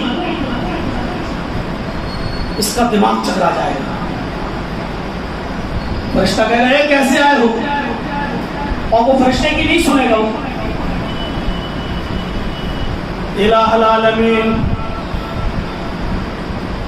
میرے اعمال تو ایسے نہیں ہیں جو مجھے جنت کے اندر داخل کر سکے، لیکن بہت نام سنا تھا تیری جنت کا دنیا میں، میں یہ کہاں کہہ رہا ہوں تو مجھے ہمیشہ کے لیے داخل کر دے. اے اللہ صرف ایک نظر تو اپنی جنت کو دیکھنے کا موقع دے دے، جب جنت کا ہم دیدار کر لیں گے ہم نکل جائیں گے. اچھا اللہ تیرے عزت و جلال کی قسم بہت نام سنا تھا تیری جنت کا، اگر تو مجھے ایک نظر دکھا دے گا، اندر جانے کی اجازت دے گا تو تیری رحمت میں کیا کمی آ جائے گی؟ اللہ فرشتوں سے کہے گا اچھا گھما دو، دکھا دو، اور جلدی سے نکال کے باہر کر دینا. اب فرشتے کا ہاتھ کہے گا ہٹو بھائی، اللہ نے اجازت دی ہے. دھیرے دھیرے قدم رکھے گا تاکہ دیر تک رہنے کا موقع ملے. دیکھتے دیکھتے دیکھتے دیکھتے سب سے اونچے محل پر نظر پڑے گی. مقام محمود کے بعد سب سے بڑا مقام وہی ہوگا. مقام محمود تو ہمارے نبی کے لیے ہوگا جس کے لیے ہم دعا مانگتے ہیں، مقام محمود الذی وعدتہ. اس کے بعد سب سے بڑا مقام، سب سے بڑی منزل وہی ہوگی. جیسے دبئی میں کوئی ٹاور ہے، جنت کا سب سے اونچا محل، اور یہ محل پورا کا پورا حافظ قرآن و قاری قرآن کے لیے بنایا گیا ہے. اللہ رب العالمین حافظوں سے کہے گا، اس دن آواز آئے گی اقرا ورتقی، پڑھتا جاؤ چڑھتا جاؤ. تیری آخری منزل وہ ہوگی جہاں تیری آخری آیت ختم ہوگی، وہی تیرے رہنے کا مقام ہوگا. وہ قاریوں کے لیے اور حافظوں کے لیے وہ مقام بنایا گیا. یہ اس مقام کو دیکھ کر کہے گا اللہ سب سے اونچا محل تو یہی ہے، سب سے اونچا ٹاور تو یہی ہے. مجھے پوری جنت مت دکھا، بس یہی ایک دکھا، اوپر تک چلا جاؤ. اللہ کہے گا فرشتوں جب ہم نے سب کچھ دکھا دیا تو اس کو بھی دکھا دو، چلو لے جاؤ، جاؤ جاؤ. ایک کمرہ، کاش ہم نے کچھ عمل کیے ہوتے. دوسرے کمرے کو اس سے زیادہ خوبصورت، کاش یہ میرے لیے ہوتا. تیسرا اس سے بھی زیادہ خوبصورت. ایک کے اوپر ایک چڑھتا جائے گا खूबसूरत नजर आता जाएगा, जहां तक कि बहुत ऊपर, सबसे ऊपर पहुंचा। थोड़ी देर देखने के बाद आवाज आएगी फरिश्तों, चलो। फरिश्ते कहेंगे चलो, टाइम खत्म, जहन्नम के दरवाजे पर बैठो, तुम्हारा वही ठिकाना है। अब सबसे ऊंचे महल को देखेगा, फिर नीचे की तरफ आएगा, एक सीढ़ी पर कदम रखेगा, फिर महल देखेगा, फिर दूसरी सीढ़ी पर कदम रखेगा, फिर महल देखेगा। लेकिन अब हमारे शर्म के कह नहीं पा रहा है कि अल्लाह ये महल काश हमारे लिए होता तो कितना अच्छा होता, इसमें रहने की इजाजत दे दे। कह नहीं पा रहा हमारे शर्म के, लेकिन उसके दिल में यही भूख उठी हुई है कि काश ये महल मेरे लिए होता तो कितना अच्छा होता। जो तीसरी सीढ़ी पर कदम रखेगा, आवाज आएगी, गैब से मुस्लिम की रिवायत, आवाज आएगी, आए फरिश्तों, मेरा बंदा अगरचे अपने दिल से कुछ कह नहीं पा रहा है, लेकिन मैं तो अलीम बिज़ाति सुदूर हूँ, मैं वो जात हूँ जो सीने के भेदों से वाकिफ हूँ। मेरे बंदे के सीने में क्या उठ रहा है वो मैं जानता हूँ, तुम नहीं जान पा रहे हो। आए फरिश्तों, मेरे बंदे के हाथ को छोड़ दो। आए मेरे बंदे, ये सबसे ऊंचा महल मैंने तेरे ही लिए बनाया है, इस महल के अंदर तू चला जा और आराम से रह, तुझे इस महल से कोई नहीं निकालेगा। इस महल में तू हमेशा हमेश के लिए रहा, जा, मैंने तेरे ही लिए बनाया। अब फरिश्ते के हाथ को हटा के कहेगा, अल्लाह ने इजाजत दे दी, अब क्यों पकड़े हो मुझे, जाने दो। वो सीधे उस महल पे जाकर अपना कब्जा जमाएगा, एंट्री लेगा।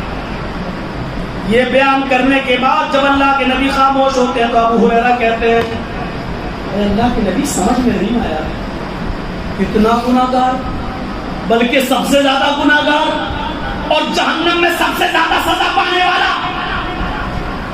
और जब निजात मिली तो जन्नत के दरवाजे के बाहर, उसके बाद पेड़ दरख्त, जन्नत के दरवाजे तक, फिर जन्नत, और फिर सबसे ऊंचा, और फिर वो बिल्डिंग हमेशा के लिए उसके लिए।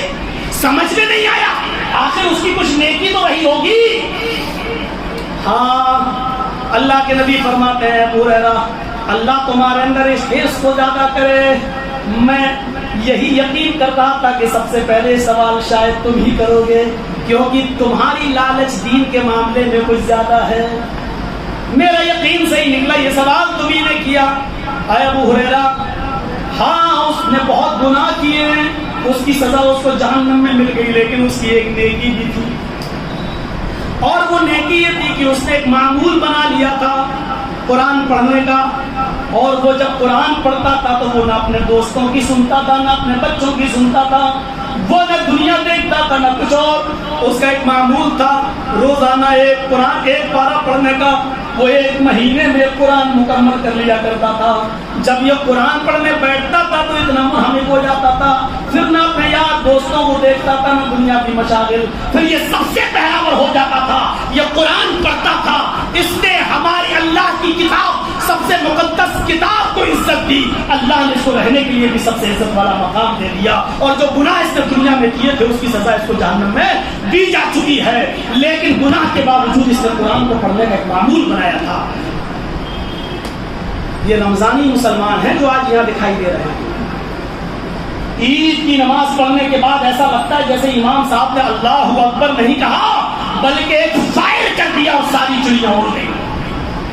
जैसे बंदूक की गोली का फायर होता है और फिर चिड़िया उड़ जाती है दरख्तों पर, फिर बैठी हुई नहीं दिखाई देती, ऐसे ईद की नमाज और इमाम की तकबीर ये बताती है कि अब ऐसा फायर हो गया है कि अब ये सब के सब, अब ये मस्जिद के अंदर ये चेहरा नहीं दिखेगा, और ये कुरान से दूर और नमाजों से दूर। मेरे प्यारे साथियों, इस रिश्ते को खत्म नहीं होना चाहिए जो कुरान से जो आप इस महीने में जोड़ रहे हैं।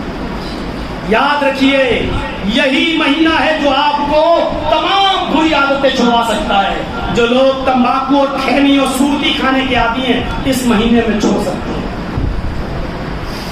गाली गलूज के आदी हैं, इस महीने में छोड़ सकते हैं।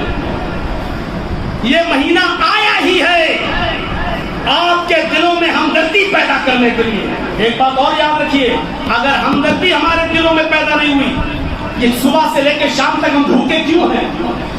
गरीबों का एहसास दिलाया जा रहा है। एक महीने तुम्हें नहीं मिलता है, کیا حالت ہو رہی ہے تمہاری؟ ان غریبوں سے پوچھو. اور مجھے وہ وقت یاد ہے جب میں اپنے ایک دورے پر سعودیہ کا سفر کیا تھا اور ندیم بھائی اس وقت وہی تھے. اور جب میں عمرہ کرنے گیا اور وہاں بیٹھا، اگرچہ رمضان کا مہینہ نہیں تھا لیکن وہاں امام حرم کا کعبے کے اندر تھوڑا سا درس ہوا اور اس کے بعد اس سے پوچھنے تاچنے کا ایک مسئلہ چلا. تو ایک شاید فلسطین کا کوئی مسلمان کھڑا ہوا، اس نے عربی میں کوئی مسئلہ پوچھا. اس نے کہا کہ امام محترم میں فلسطین سے ہوں، اگر ہمارے پاس افطار کرنے کو کچھ نہ ہو تو کیا میں نیت سے افطار کر سکتا ہوں؟ یعنی میں افطار کی نیت کر لوں تو کیا میرا روزہ افطار ہو جائے گا؟ اور اتنی سی بات سن کر امام حرم جتنا روئے تھے میں نے اتنا روتے ہوئے آج تک کسی کو نہیں. اس نے اپنے فلسطین کے حالات کو ایک مسئلے میں بتا دیا کہ ہم کن حالات سے گزر رہے ہیں کہ رمضان کے مہینے میں ہمیں سحری نصیب نہیں، جو سحری اگر نصیب ہو جائے تو افطار کے لیے ہمیں سامان نہیں ملتا ہے، پانی تک کے کبھی کبھی لانے پڑ جاتے ہیں. تو کیا ہم افطار اگر پانی سے نہیں اگر نیت سے کر لیں تو کیا ہمارا افطار ہو جائے گا؟ امام حرم نے اس کو اپنے پاس بلایا اور اس کو اپنے سینے سے لگایا اور کہا نوجوان کہ اس روزے کا اجر اللہ ہی دے سکتا ہے، کوئی طاقت نہیں ہے، کوئی طاقت نہیں ہے. ان حالات میں بھی وہ روزہ رکھتے ہیں فلسطین کے وہ نوجوان. ہم ساری نعمتیں کھاتے ہیں، ان نعمتوں کی فوٹو کھینچتے ہیں، دسترخوان پر بیٹھ کر شربت روح افزا اور ان کو کھینچ کر اور دعا کے ہاتھ اٹھا کر ہم شیئر کرتے ہیں.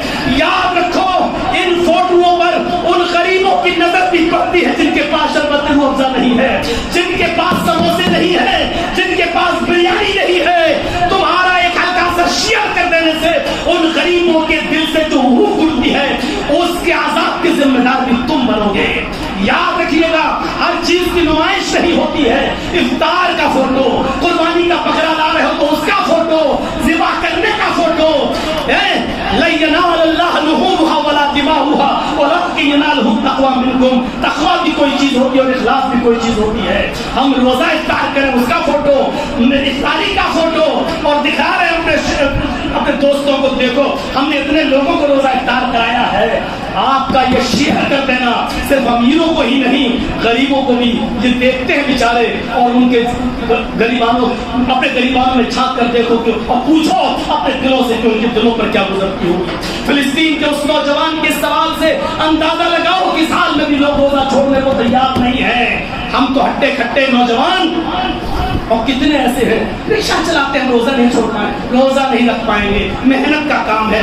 جتنی بھی اسلامی جنگیں ہوئی ہیں میرے بھائیوں اکثر روزے کے دنوں میں اور رمضان کے مہینے میں ہوئی ہے. صحابہ تو روزے کی حالت میں جہاد تک کیا کرتے تھے. ہم سے رکشہ نہیں چل پاتا ہے، ہم سے مزدوری نہیں ہو پاتی ہے. میرے بھائیوں اگر روزے کی حالت میں یہ کام کیا جائے تو اور زیادہ ثواب ہے. ہمیں اس کی قدر کرنی چاہیے. یہ رمضان کا مہینہ ہے، بری عادتیں ہمیں اور آپ کو چھوڑنی چاہیے. ابھی تقریر کے بعد ایک دور چلے گا سیلفی لینے کا، اپنے ساتھ مولانا جگجیت صاحب کو کیچ کرنے کا. یاد رکھیے اس مسجد میں آئے ہو روزے کی حالت میں ہو تو یہ بھی سن لو ان اشد الناس عذاب یوم القیامہ المصبرون. قیامت کے دن سب سے زیادہ سخت عذاب اس کو دیا جائے گا جو دنیا میں تصویریں کھینچتا ہوگا. اس میں عذاب نہیں کہا اللہ کے نبی نے، ان اشد الناس عذابا، سب سے زیادہ سخت عذاب. ارے ہلکا سا عذاب کوئی برداشت نہیں کر سکتا جہنم کا. کہتے کہ ان حقن اہل النار عذاب یوم القیامہ لا رجل یوضع فی اخمص قدمہ جمرتان. آگ کے دو چنگاریاں دونوں پیروں کے نیچے رکھی جائیں گی، یہ سب سے ہلکا عذاب ہوگا.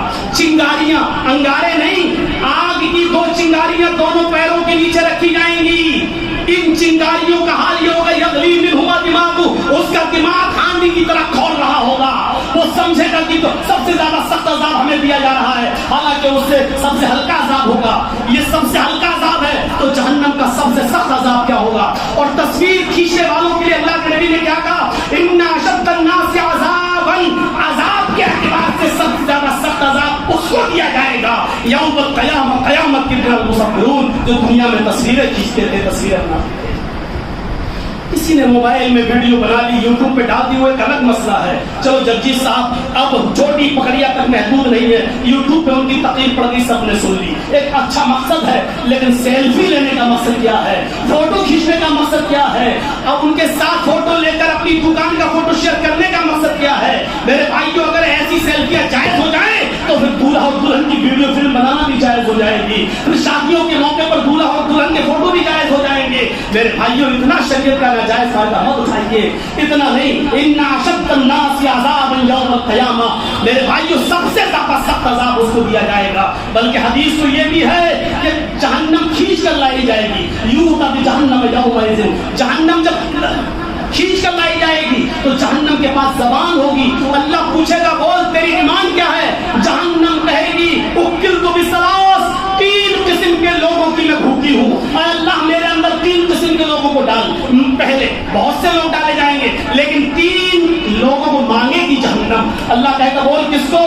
जहन्नम कहेगी उक़ूक़ुल वालिदैन, सबसे पहले मेरे अंदर माँ बाप के नाफरमान को डालो, जो दुनिया में अपने बाप को और माँ को रुलाता था, अपने माँ बाप को सताता था, अल्लाह मैं उसकी भूखी हूँ, पहले तू उसको डाल। अल्लाह माँ बाप के नाफरमानों को जहन्नम में डालेगा। फिर कहेगा बोल, कहेगी अल्लाह दूसरी चीज शैख़ुन ज़ानिम, उस बूढ़े आदमी को जिसने बुढ़ापे में जिना किया है, जो बुढ़ापे में जिनाकार था, बुढ़ापे में जब नफ्सानी ख्वाहिशात इंसान की दब जाती है लेकिन उसकी वो जिना करता था, अल्लाह उस बूढ़े आदमी को जहन्नम में डाल। अल्लाह ऐसे बूढ़ों लोगों को पकड़ के जहन्नम में डाल देगा जो बुढ़ापे में जिना करते थे। फिर अल्लाह कहेगा वो तीसरी चीज क्या है? क्या है तेरी ईमान? वो कहेगी अल मुसव्विरून, तस्वीर खींचने वालों को, तस्वीर बनाने वालों को मेरे अंदर डाल। इन 3 किस्म के लोगों को जहन्नम खुद मांगेगी। मेरे भाइयों, बहुत आसान मामूली समझ रखा है हमने जिन चीजों को, अज़ाब के एतबार से वो बहुत सख्त है। रमजान का महीना इन बुरी आदतों को छोड़ने के लिए बहुत अच्छा महीना है। इनकी आदत डालिए, खत्म करिए और हमदर्दी एक दूसरे की अपने अंदर पैदा करिए। कोशिश ये करिए कि किसी गरीब को अगर इफ्तार कराओ तो उसकी नुमाइश न होने पाए, क्योंकि दुनिया में और आपके लखनऊ में भी, बल्कि आपके इस मोहल्ले में भी ऐसे लोग हैं जो बेचारों के पास खाने को कुछ नहीं है, लेकिन वो आपके दस्तरखान पर मारे शर्म के बैठना नहीं चाहते हैं। ऐसे लोगों को ढूंढिए, उनकी हिम्मत अफजाई कीजिए और खिलाइए उनको, खिलाइए उनको। अल्लाह के नबी सल्लल्लाहु अलैहि वसल्लम उनको अपने दस्तरखान पर बुलाइए और कोशिश कीजिए कि उनकी सेल्फी लेकर उनका मजाक न उड़ाया जाए, उनको शेयर न किया जाए और ये जाहिर न होने दिया जाए कि मैंने गरीब आदमी के ऊपर एहसान किया है। ये एहसान का महीना है, सुलह का महीना है, हमदर्दी का महीना है। और इस महीने में अगर हमदर्दी नहीं हुई तो याद रखना किसी और महीने के अंदर हमदर्दी नहीं पैदा हो सकती है, क्योंकि ये महीना गरीबों की भूख और प्यास को याद दिलाता है, याद दिलाता है। वो हमने कभी वाकया आपको सुनाया था, और न सुनाया हो तो सुनिए कि 2 सहाबी की दुकानें थी कपड़े की, एक पास थी, एक सहाबी का कपड़ा बिक गया, दूसरा कस्टमर आया, दूसरा कपड़ा भी उसका ले गया, तीसरा एक आदमी आया, तीसरा कपड़ा भी। अब ये सोचने लगा या अल्लाह मेरे तो 3 कपड़े खान बिक गए हैं, मेरे पड़ोस में मेरे भाई की दुकान है, उस बेचारे का कुछ नहीं बिका है, कुछ नहीं बिका है, उसके भी बीवी और बच्चे हैं, शाम का चूल्हा उसके घर में भी चलेगा। चौथा कस्टमर इसके पास आया, इसने झूठ बोल दिया, का कपड़ा मेरे पास खत्म हो गया है, मुझसे अच्छा कपड़ा मेरे पड़ोस में है, मेरे भाई के पास है, उससे जाकर ले लो, वो तुम्हें दे देगा। अब इसने ये सोचकर कि मेरे घर का चूल्हा तो जल गया, इसका भी जलना चाहिए, अपने पास आने वाला कस्टमर उसके पास भेज दिया। कल तक ये हमदर्दी थी, ये नबी की तालीम का असर था। आज ये दौर है कि हमारे घर में अगर दाल पकी है और दूसरे के घर के कुकर से अगर गोश्त की खुशबू आ रही तो हमें बर्दाश्त नहीं हो रहा है। हम अपने तकलीफ से इतना परेशान नहीं है जितना दूसरे के सुख और दूसरे के आराम से हम परेशान हैं। हम दूसरे को बर्बाद करने के लिए अपने आप को बर्बाद कर रहे हैं, और ये सख्त मिसाल आपको सुनना पड़ेगी। उस कुत्ते की तरह है जिसने छुरी में देखा खून लगा हुआ है, खून लगा है बकरी का, छुरी खड़ी है, वो खून को चाटने के लिए जाता है। जैसी कुत्ते ने जबान निकाली और छुरी से पर लगा हुआ खून चाटा, कुत्ते की जबान कर दी। अब कुत्ते की जबान से निकला हुआ खून छुरी में लग गया, लेकिन कुत्ता समझ रहा है अभी बकरी का खून और बाकी है, उसने फिर चाटा, फिर दूसरी जगह से जबान कर दी। कुत्ता समझ रहा है कि अभी खून और बाकी है, वो अपना ही खून पी रहा है, चाट रहा है और खून उस पर लग रहा है। वो خون اتنا چاٹتا ہے کہ اس کی زبان کٹ کے گر جاتی ہے، نہ کھانے کے لائق رہتا ہے نہ پینے کے لائق، اور ایک دن آ کر وہ مر جاتا ہے۔ میرے بھائیوں، آج ہم دوسرے کو برباد کرنے کے چکر میں اپنے آپ کو برباد کر رہے ہیں۔ آپ کسی کا تعاقب کر رہے ہیں نا، پیچھا کر رہے ہیں، پولیس کیس یہ وہ زمین جائیداد، آپ اس کے پیچھے دوڑ رہے ہیں، لیکن یاد رکھیے میرا پیچھا کرنے والا مجھ سے تیز دوڑے گا تبھی مجھے پکڑ پائے گا، اور جو مجھ سے تیز دوڑے گا وہ مجھ سے زیادہ تھک رہا ہے۔ یہ یاد رکھیے، آپ دوسرے کو برباد کر رہے ہیں تو آپ اس سے زیادہ برباد ہو رہے ہیں، اس بات کو بھی آپ یاد رکھیے گا۔ یہ میری بات یاد رکھیے گا، کتے والی صفت اپنے اندر پیدا مت کیجیے۔ آپ بہترین مخلوق ہیں، اللہ تعالیٰ نے آپ کو انسان بنایا ہے، آپ بہترین مخلوق کا کردار ادا کیجیے۔ ایک گاؤں میں مرا ہوا بیل پڑا ہے، ایک گاؤں میں مرا ہوا بیل پڑا ہے، اس بیل کو ایک کتا اس گاؤں کا آتا ہے اور اس بیل کو نوچ نوچ کے کھا رہا ہے۔ اس بیل کے بدبودار گوشت کی خوشبو دوسرے کتے کو لگی۔ دوسرا کتا جب آیا، آپ ادھر دیکھیے گا تھوڑا سا میری طرف کو توجہ ہوئی ہے، دوسرا کتا جب آیا تو جو کتا پہلے سے اس بیل کو کھا رہا تھا اس نے بھونک بھونک کر اس کتے کو بھگا دیا، نہیں کھانے دیا، نہیں آنے دیا اپنے قریب۔ اب تھوڑا سا دماغ لگائیے، یہ کتنا کھا لے گا؟ جس کتے نے اس کتے کو بھگایا ہے یہ کتنا کھا لے گا؟ 2 کلو، 3 کلو، 4 کلو، ارے زیادہ سے زیادہ 5 کلو کھا لے گا۔ یہاں تو پورا 3 کنٹل پڑا ہوا ہے، لیکن کتے کی صفت یہ کہتی ہے کہ برباد ہوتا ہے تو ہو جائے، لیکن دوسرے کتے کو وہ نہیں کھانے دے گا، نہیں کھانے دے گا۔ یہی چیز آج ہمارے معاشرے میں جنم لے چکی ہے۔ کہیں سے کوئی مال مل رہا ہے وہ ہمیں پورا مل جائے، ہمارا پڑوسی بھوکا مرتا ہے تو مر جائے۔ روزہ رکھتے رہیے، لیکن یاد رکھیے کہ اگر آپ نے روزہ رکھ لیا، آپ نے سحری کر لی اور آپ نے افطاری کر لی اور آپ کا پڑوسی بھوکا سو گیا، واللہ لا یؤمن، واللہ لا یؤمن، واللہ لا یؤمن۔ اللہ کے رسول نے ہندو اور مسلمان کی قید نہیں لگائی، بلکہ صریح لفظ الفاظ میں کہا ہے اللہ کی قسم وہ مومن نہیں، اللہ کی قسم وہ مومن نہیں، اللہ کی قسم وہ مومن نہیں جو خود پیٹ بھر کے کھانا کھائے اس کا پڑوسی بھوکا سو جائے، وہ مومن نہیں۔ رمضان کے مہینے میں اپنے پڑوسیوں کا بھی خیال رکھیے۔ رمضان کا مہینہ ہمیں یہ ساری چیزوں کو سکھانے اور سمجھانے کے لیے آیا ہے۔ ہم زیادہ وقت آپ کا نہیں لیں گے، 1.5 گھنٹے کا وقت کافی ہے۔ میرے پیارے ساتھیوں، 6، 26، 27، 28 پر افطار ہے۔ ہم اب وضو بنائیں گے، آپ لوگ نکلیں گے۔ ہم اللہ رب العالمین سے دعا کرتے ہیں کہ بار الہ قرآن کی عظمت کو ہمیں پہچاننے کی توفیق عطا فرما، قرآن پر ہمیں عمل کرنے کی توفیق عطا فرما۔ بار الہ قرآن سے ہمیں رسمی نہیں عملی محبت کرنے کی توفیق عطا فرما۔ بار الہ قرآن پاک سے ہمارا رشتہ نوٹنکی والا نہیں ہو، عملی رشتہ ہو، دلی رشتہ ہو۔ اللہ ہمیں قرآن سے دلی محبت کرنے والا بنا دے، قرآن کے ایک ایک حکم پر چلنے والا ہمیں بنا دے۔ روزوں کو ہمارے ٹوٹے پھوٹے قبول فرما دے۔ ہمارے روزے اس لائق تو نہیں جو قبول ہو سکے، لیکن ٹوٹے پھوٹے روزے ہمارے تو ان کو قبول فرما دے۔ اللہ ہمارے روزوں کو ہماری نجات کا ذریعہ بنا دے۔ اللہ ہمارے روزوں میں خلوص و محبت پیدا فرما دے۔ بار الہ ہم تجھ سے دعا کرتے ہیں کہ اس روزوں کو ہمارے غریبوں کی ہمدردی کا باعث بنا دے۔ بار الہ غریبوں کی ہمدردی ہمارے دلوں میں پیدا فرما دے۔ اے اللہ ہمیں ریا نمود سے بچا دے۔ اے اللہ سیلفی، روزہ افطار کی سیلفی اور قربانی کے بکروں کی سیلفی لینے سے ہمیں محفوظ فرما دے۔ اے اللہ تصویریں کھینچنے سے اور موبائلوں میں ایک دوسرے کے فوٹو کھینچنے سے ہمیں محفوظ فرما دے۔ اے اللہ جب تک تو ہمیں زندہ رکھ، اسلام کو زندہ رکھنا، اور جب ہمارا خاتمہ ہو تو ایمان پر ہمارا خاتمہ فرمانا۔ وما علینا الا البلاغ المبین، وآخر دعوانا الحمد للہ رب العالمین۔ السلام علیکم ورحمۃ اللہ وبرکاتہ۔ السلام علیکم ورحمۃ اللہ وبرکاتہ۔ کئی دوستوں اور احباب جماعت کے اصرار پر میں نے ایک نیو چینل اوپن کیا ہے جس کا نام ہے جرجیس انصاری آفیشیل۔ تو آپ حضرات سے گزارش ہے کہ میرے اس چینل کو لائک کریں، شیئر کریں، سبسکرائب کریں اور بیل آئیکن دبائیں تاکہ آپ کو ہماری نیو ویڈیوز آپ کو ملتی رہیں۔ آپ کو ہمارے اس چینل کا لنک راجدھانی چینل کے ٹیب پر ہمارے اس چینل کا لنک آپ کو مل جائے گا۔ آپ اس کو ضرور سبسکرائب کریں اور اس کو دیکھیں. انشاءاللہ آپ کو نیو ویڈیوز اس میں ملیں گی. السلام علیکم ورحمۃ اللہ.